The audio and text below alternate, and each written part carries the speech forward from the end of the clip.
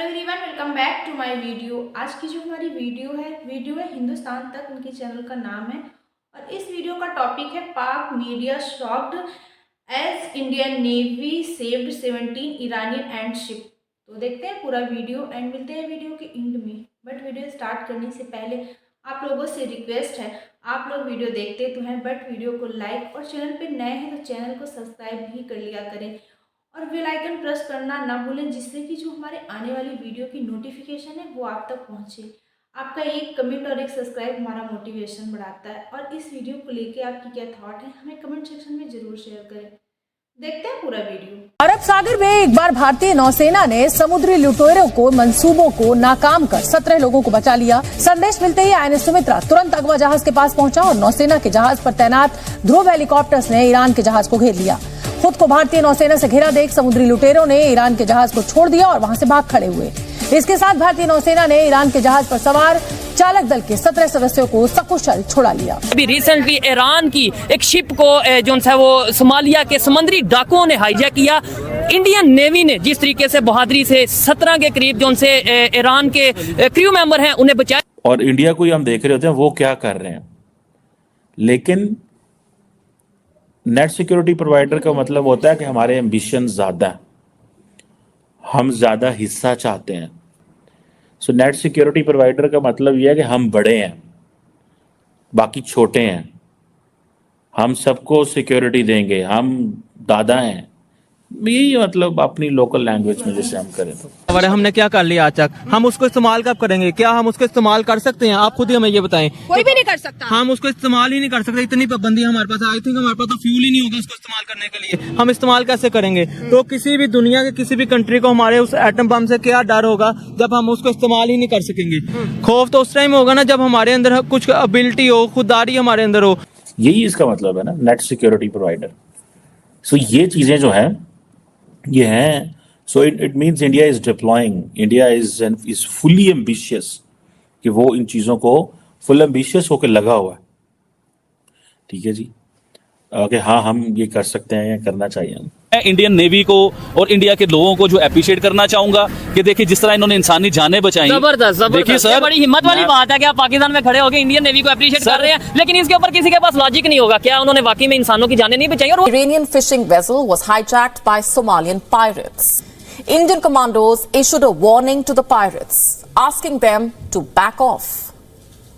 The pirates were disarmed, told to move towards Somalia. The hijacked vessel was sanitized and released for onward transit. और ये India आपको पता है 2011 onward continuously लगा हुआ है नेट सिक्योरिटी प्रोवाइडर। ठीक है, और ये सारे जितने भी इंडियन ओशन में लिटरल स्टेट्स हैं सब में वो लगा हुआ है। और they want to emerge as a first responder and they consider this as a soft power. देखिए जो मिलिट्री डिप्लोमेसी होती है ना, आप ये जो इंडियन नेवी पहुंचती है, आपको पता है जब ये मर्चेंट वेसल्स चलती हैं तो जिस मुल्क ने इनको प्रोटेक्ट करना है दैट कंट्री विल वो उसको हाईलाइट करेगा अगली दफ़ा जब नेवीज की मुलाकात हो कि जनाब आपकी मर्चेंट वेसल जा रही थी, उसने डिस्ट्रेस कॉल दी, हम वहाँ पहुँच गए और हमने आपका किया, हमने आपके लोग बचाए, आपका जहाज बचाया, हमने देखिए हम बड़ा कर रहे हैं, ये कर रहे हैं, वो कर रहे हैं। मतलब that's how they do. So first responder के तौर पे आ रहे हैं। ठीक है जी। सो अभी तो उनके पास 2 एयरक्राफ्ट कैरियर्स भी हैं। और ये चीज़ें जो हैं ये बताता है कि वो इंडिया अपने आप को फर्दर इंगेज कर रहा है। सो हमें भी इन चीज़ों को देखना है कि जब इंडिया नेट सिक्योरिटी प्रोवाइडर के तौर पे बात करता है तो टेक्निकली वो basically that puts Pakistan, that creates a security dilemma for Pakistan. ये एक रियलिटी है जो मिलिट्री लैंग्वेज को समझते हैं। When India talks of a net security provider, वो हमारे लिए, पाकिस्तान के लिए सिक्योरिटी डायलेमा है।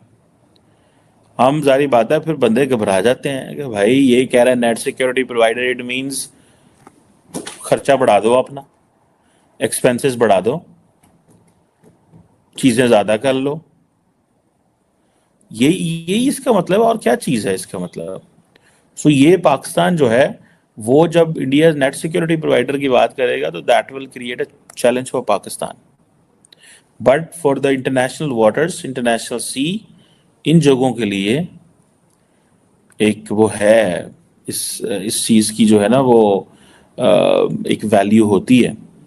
तो ये फजूल की बातें। अभी मैं इंडियन नेवी को और इंडिया के लोगों को जो अप्रिशिएट करना चाहूंगा कि देखिए जिस तरह इन्होंने इंसानी जानें बचाई। जबरदस्त देखिए जबरदस्त, सर, ये बड़ी हिम्मत वाली बात है कि आप पाकिस्तान में खड़े होकर इंडियन नेवी को अप्रिशिएट कर रहे हैं, लेकिन इसके ऊपर किसी के पास लॉजिक नहीं होगा। क्या उन्होंने वाकई में इंसानों की जानें नहीं बचाई, और वो भी मुसलमानों की? ईरान के जो क्रू मेंबर थे, इसके ऊपर तो कोई आप में से ब्लेम भी नहीं कर सकता पाकिस्तान से कि भाई आपने इंडिया के फोर्सेस की तारीफ कर दी। आज मैं इंडिया के, देखिए मैं पूरी ऑडियंस को, पूरे पाकिस्तान को बताना चाहूंगा, पूरी दुनिया को, हम सिर्फ इंडिया की तारीफ नहीं करते, जो कुछ कर रहा हो हम उसकी तारीफ करते हैं। ठीक है। अभी आज ये पाकिस्तानी फोर्सेस के ऊपर सर, हम पाकिस्तानी फोर्सेस की शुरू में हमने बताया है कि जिस तरह बलूचिस्तान वालों के साथ हो रहा है, लेकिन जहां उनकी तारीफ है हम वो भी करेंगे, क्यों नहीं करेंगे। ठीक है। अभी रिसेंटली आपने देखा होगा कि ईरान ने पाकिस्तान पे रॉकेट मारे, पाकिस्तान ने प्रॉपर भरपूर तरीके से उसका जवाब दिया। ईरान को पता चला कि हमने पाकिस्तान को छेड़ा है। देखिए पाकिस्तान में पूरी दुनिया को पता है गुर्बत है, बिजली नहीं है, पानी नहीं है, हालात बहुत बुरे हैं, ये पूरी दुनिया को पता है, लेकिन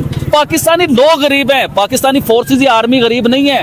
हमने सारी जिंदगी दी है सर, हाँ। हमने सारी जिंदगी आर्मी को तो दिया है। हमारा डिफेंस इतना को मजबूत हो चुका हुआ है, चाहे हमारे बच्चों के पास खाने को पानी रोटी नहीं है, चाहे हमारे घरों में बिजली नहीं है, चाहे हमारे घरों में सुई गैस नहीं है, हम रोटी पकाने से महरूम हैं, लेकिन हमने अपनी फोर्सेस को इतना मजबूत किया है कि हमारी फोर्स, आप ईरान के साथ कंपेयर कर लीजिए हमारी फौज को, कि ईरान पाकिस्तानी फौज के आगे कुछ भी नहीं है। नहीं, उसमें ये तो एक इंटरनेशनल रिपोर्ट के मुताबिक हमारी जो सी आर्मी है तकरीबन 7वें नंबर पे आती है, 7वें 8वें नंबर पे आती है। इंडिया की आर्मी दूसरे तीसरे चौथे नंबर पे आती है, और ईरान की टॉप 10 में भी नहीं है। ये तो एक रियलिटी है। लेकिन आबिद भाई देखा जाए, एक इस टाइम ये कंसेप्ट नहीं है किसकी आर्मी बहादुर है या किसकी आर्मी मजबूत है। कंसेप्ट में हमारा रीजन या बात करने का मकसद ये है कि दो कंट्रीज, नेबर कंट्रीज हैं, आपस में लड़ते नजर आ रहे हैं, ऊपर से मुस्लिम कंट्री है, और तीसरा कंट्री जो कि पूरी दुनिया के साथ अपने रिलेशन बेहतर कर रहा है, ईरान के साथ। बड़ी प्यारी बात ज़हन से मैं बात काट दूं। देखें ये मुस्लिम वाला कॉन्सेप्ट ना सबसे पहले शुएब भाई अपने ज़हन से निकालिए।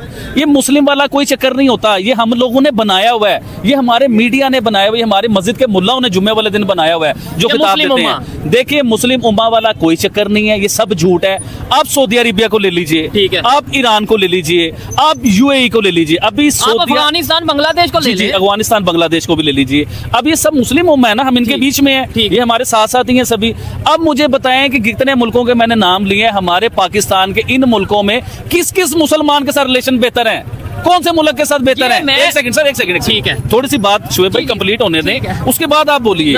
देखिए अफगानिस्तान के साथ हमारा पंगा, बांग्लादेश के, ओए होए बांग्लादेश का नाम ज़हन में आ गया। अभी बांग्लादेश के लिए 5 मिनट आप मुझे दीजिएगा, मैंने बांग्लादेश के ऊपर बातें करनी है। बांग्लादेश के साथ हमारा पंगा है, उसके बाद ईरान के साथ हमारा पंगा हो गया। मतलब ये है कि अभी सऊदी अरेबिया में देखें कि मदीना में इंडिया की एक खतून जो वजीर थी वो मदीना शरीफ गई। ठीक है। तो मकसद ये है कि सऊदी अरेबिया और ये जो सारे मुल्क है ना, इन्हें अब समझ आने लगी हुई है कि दुनिया है, दुनिया इस्लाम के साथ पूरी दुनिया है, उसे भी लेके चलना है हम लोगों। तो फ्रेंड ये थी आज की वीडियो। सोमालिया के समुद्री लुटेरों ने ईरान के एक जहाज को हाईजैक कर लिया जिसमें कि 17 ईरानियन लोग थे। नौसेना को जब कॉल मिली, इसकी जो खबर हुई, नौसेना को इसकी जब कॉल हुई तो नौसेना की INS सुमित्रा ने पहले तो उन्हें चेतावनी दी और लुटेरों से जहाज़ छोड़ने की बात की, लेकिन जब जो लुटेरे थे वो जब नहीं माने तब फिर उन्होंने वहाँ पे जो नौसेना के जो जवान थे वो उन पे काल की तरह कूद पड़े, उन पे हमला कर दिया, जिसमें कहते हैं कि 11 जो लुटेरे थे वो गिरफ्तार भी कर लिए गए। तो जो भारतीय नौसेना है उसने एक बार फिर से सोमालिया तट के जो लुटेरे थे उनके खिलाफ एक सफल अभियान चलाया। आई होप सो आपको वीडियो अच्छी लगी हो अपनी ओपिनियन हमें कमेंट बॉक्स में ज़रूर शेयर करें। मिलते हैं नेक्स्ट लेक्चर में किसी अच्छे से टॉपिक के साथ, तब तक के लिए थैंक यू।